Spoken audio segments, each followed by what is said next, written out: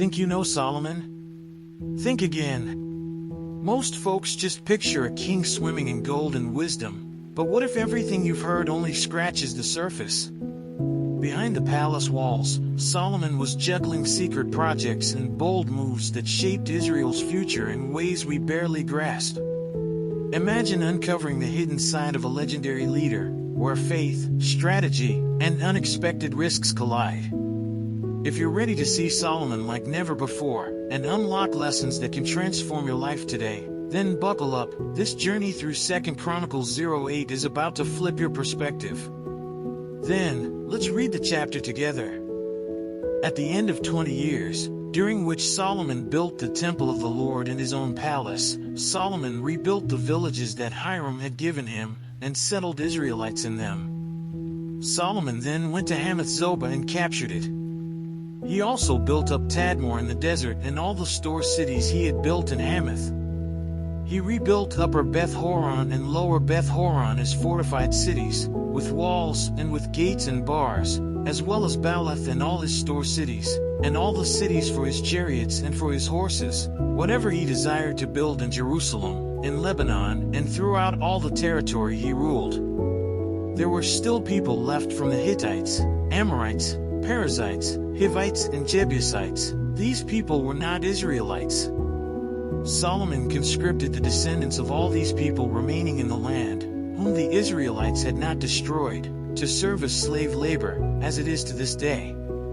But Solomon did not make slaves of the Israelites for his work.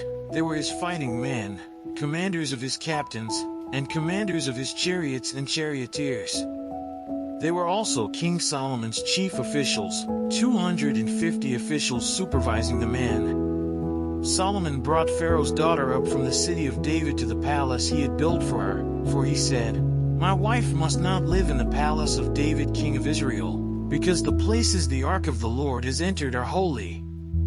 On the altar of the Lord that he had built in front of the portico, Solomon sacrificed burnt offerings to the Lord, according to the daily requirement for offerings commanded by Moses for the Sabbaths, the new moons and the 3 annual festivals, the festival of unleavened bread, the festival of weeks and the festival of tabernacles.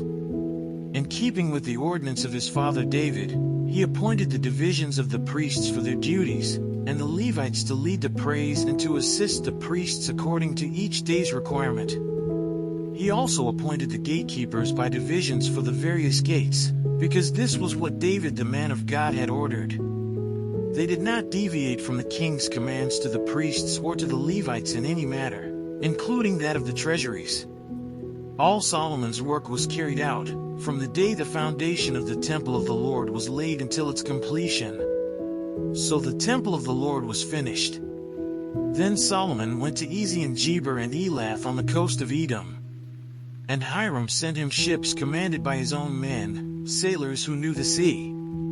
These, with Solomon's men, sailed to Ophir and brought back 450 talents of gold, which they delivered to King Solomon. Let's say a quick prayer to thank the Lord for his mercy. Hey God, thank you so much for guiding me through this study and opening my eyes to Solomon's story. I'm grateful for the wisdom and insights you've helped me understand today.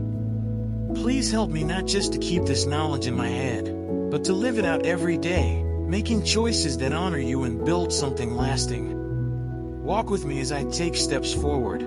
Give me courage when things get tough, and remind me that with you, I can do more than I ever imagined. Thanks for being my constant friend and guide.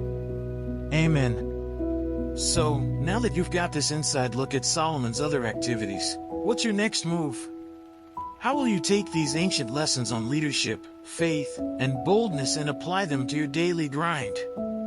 Are you ready to stop just reading the Bible and start living it, making your own empire, whether it's in business, family, or personal growth?